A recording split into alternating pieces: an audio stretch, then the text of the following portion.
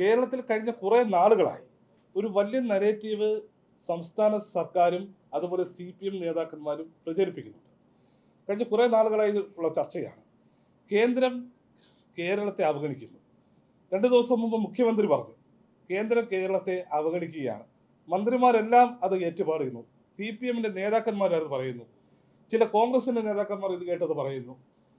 യാഥാർത്ഥ്യം ചരിത്രത്തിൽ ഇതുവരെ ഇല്ലാത്ത സഹായങ്ങളാണ് കേന്ദ്രം കേരളത്തിന് നൽകിക്കൊണ്ടിരിക്കുന്നത്. അത് വികസന പദ്ധതികളുടെ പേരിലായാലും പ്രോജക്റ്റുകളുടെ പേരിലായാലും ഗ്രാൻറ്റുകളുടെ കാര്യത്തിലായാലും ഇതുവരെയും ഒരു ഗവൺമെന്റും കേരളത്തിന് നൽകിയിട്ടില്ലാത്ത വികസന പദ്ധതികളും ഗ്രാൻറ്റുകളുമാണ് സഹായമായി കേന്ദ്ര ഗവൺമെന്റ് കൊടുത്തുകൊണ്ടിരിക്കുന്നത്. പക്ഷെ മുഖ്യമന്ത്രി ഉൾപ്പെടെ പറയുന്നത് കേന്ദ്രം കേരളത്തെ അവഗണിക്കുന്നു എന്നുള്ളതാണ്. മുഖ്യമന്ത്രിയുടെ ഭാഗത്തു നിന്നും ഇത്തരത്തിലൊരു പ്രസ്താവന വരാൻ പാടില്ലാത്തതാണ്. ഇത് ജനങ്ങളെ മുഖ്യമന്ത്രി തെറ്റിദ്ധരിപ്പിക്കാൻ ശ്രമിക്കുന്നതാണ്. ഇത് മുഖ്യമന്ത്രി വഞ്ചനാപരമായ നിലപാടാണ് ഇവിടെ സ്വീകരിച്ചിട്ടുള്ളത്. കേന്ദ്രം എവിടെയാണ് കേരളത്തെ അവഗണിച്ചത് അത് വസ്തുതാപരമായി പറയുവാൻ അല്ലെങ്കിൽ ഇവർ തയ്യാറാകണം. ഇത് കേവലം രാഷ്ട്രീയ വൈരാഗ്യം വെച്ചുകൊണ്ടുള്ള വലിയ പ്രചരണമാണ് ഇടതുപക്ഷം ഇന്ന് നേതൃത്വം കൊടുക്കുന്നത്. ഈ പ്രചരണത്തിന്റെ, അതായത് കേന്ദ്രം കേരളത്തെ അവഗണിക്കുന്നു എന്ന് പറയുന്ന ഈ പൊള്ളയായ പ്രചരണത്തിന്റെ പൊള്ളത്തരം തുറന്നു കാട്ടുവാൻ, യാഥാർത്ഥ്യം ജനങ്ങളെ അറിയിക്കുവാനായി വസ്തുതകൾ നിരത്തിക്കൊണ്ടുള്ള വലിയ പ്രചരണ പരിപാടികൾ, സമ്പർക്ക പരിപാടികൾ പാർട്ടി ആസൂത്രണം ചെയ്തിട്ടുണ്ട്. അത് വരുന്ന സമയത്ത് ബൂത്ത് തലത്തിൽ ഉൾപ്പെടെ ഇതിന്റെ യഥാർത്ഥ കണക്കുകളും, എന്തൊക്കെ സഹായങ്ങൾ, എന്തൊക്കെ വികസന പദ്ധതികളാണ്, എന്തൊക്കെ സാമ്പത്തിക സഹായങ്ങളാണ്, എന്തൊക്കെ പ്രോജക്റ്റുകളാണ്, ഓരോ ഘട്ടത്തിനും കേന്ദ്രം എന്തൊക്കെയാണ് കൊടുത്തിട്ടുള്ളത്, ഓരോ വകുപ്പിനും ഓരോ മേഖലയ്ക്കും എന്തൊക്കെയാണ് കൊടുത്തിട്ടുള്ളത്, ഇതെല്ലാം തന്നെ വസ്തുതാപരമായി എഴുതി തയ്യാറാക്കിയിട്ടുള്ള ലഘുലേഖകളുമായി പാർട്ടി പ്രവർത്തകർ വീട് വീടാന്തരം സമ്പർക്കം ചെയ്ത് ജനങ്ങളെ വസ്തുതകൾ അറിയിക്കാനുള്ള വലിയൊരു പ്രചരണ പരിപാടി പാർട്ടി ആസൂത്രണം ചെയ്തിട്ടുണ്ട്. അതുപോലെ തന്നെ പാർട്ടിയുടെ ബൂത്ത് തലം മുതലുള്ള പുനഃസംഘടന നടന്നുകൊണ്ടിരിക്കുന്നു. ബൂത്ത് പുനഃസംഘടന കഴിഞ്ഞു. അതുപോലെ തന്നെ മണ്ഡല പുനഃസംഘടന പൂർത്തിയായി. മണ്ഡല കമ്മിറ്റികളെല്ലാം പൂർത്തിയായി.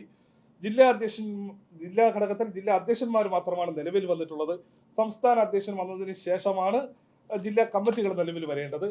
അപ്പോൾ സംസ്ഥാന അധ്യക്ഷൻ വന്നു കഴിഞ്ഞു. ആ പശ്ചാത്തലത്തിൽ പാർട്ടിയുടെ ജില്ലാ ഭാരവാഹി ജില്ലാ കമ്മിറ്റികളുടെ പുനഃസംഘടന വനിതകൾക്കും യുവാക്കൾക്കും വലിയ പ്രാമുഖ്യം കൊടുത്തുകൊണ്ട് ഏപ്രിൽ 15 മുൻപ് പൂർത്തിയാക്കുവാൻ വേണ്ടി തീരുമാനിച്ചിട്ടുണ്ട്.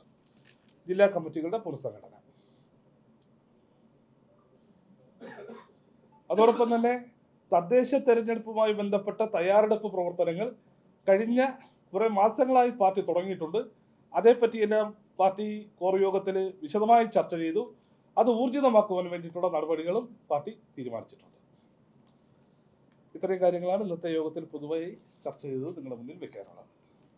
ഈ പ്രവർത്തനങ്ങൾ, അതായത് ഈ സംഘടനാ ജില്ലകൾ, അതിങ്ങനെ വിവിധ മേഖലകളായി തിരിച്ചുകൊണ്ട് എങ്ങനെയാണ് പ്രവർത്തനം? ഇപ്പോൾ പാർട്ടിക്ക് 4 മേഖലകളാണ്. ആ 4 മേഖലയിൽ തന്നെയാണ് നിലവിൽ പ്രവർത്തനം തുടരുന്നത്. ഇപ്പൊ 30 സംഘടനാ ജില്ലകൾ 4 മേഖലകളാക്കിയാണ് ആ പ്രവർത്തനമാണ് ഇപ്പോൾ തുടരുന്നത്. എല്ലാ ചർച്ചകളൊന്നും തുടങ്ങിയിട്ടില്ലല്ലോ. അതൊക്കെ അതിൻ്റെതായിട്ടുള്ള സമയത്ത്. ഈ തദ്ദേശ തെരഞ്ഞെടുപ്പാണ് ആദ്യം വരുന്നത്. അപ്പോൾ അതിനുവേണ്ടിയുള്ള ഒരു ടാർഗറ്റ് ഫിക്സ് ചെയ്തിട്ടുണ്ട്. അപ്പോൾ നേരത്തെ നിലവിൽ ജയിച്ച വാർഡുകൾ എന്നതിനപ്പുറത്തേക്കൊരു ടാർഗറ്റ് ഉണ്ട്. ഇല്ല, ഞങ്ങൾ പറഞ്ഞല്ലോ, ഞങ്ങൾ കഴിഞ്ഞ ലോക്സഭാ തെരഞ്ഞെടുപ്പിൽ കേരളത്തിൽ 20% വോട്ട് കിട്ടിയ പാർട്ടിയാണ്.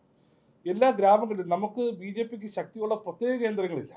ഈ കേരളത്തിൽ എല്ലാ ഭാഗത്തും വോട്ട് ചെയ്യുന്ന ആളുകളുണ്ട്, എല്ലാ ഭാഗത്തും ശക്തിയുള്ള സ്ഥലങ്ങളുണ്ട്. അതുകൊണ്ട് എല്ലാ തദ്ദേശ സ്ഥാപനങ്ങളിലും വലിയ വിജയമാണ് പാർട്ടിയുടെ ലക്ഷ്യം. അതിനു വേണ്ടിയിട്ടുള്ള തയ്യാറെടുപ്പുകൾ കഴിഞ്ഞ കുറേ നാളുകളായി ഞങ്ങൾ ആരംഭിച്ചിട്ടുണ്ട്. അത് കുറച്ചുകൂടി ഊർജിതമായി മുന്നോട്ട് കൊണ്ടുപോകും.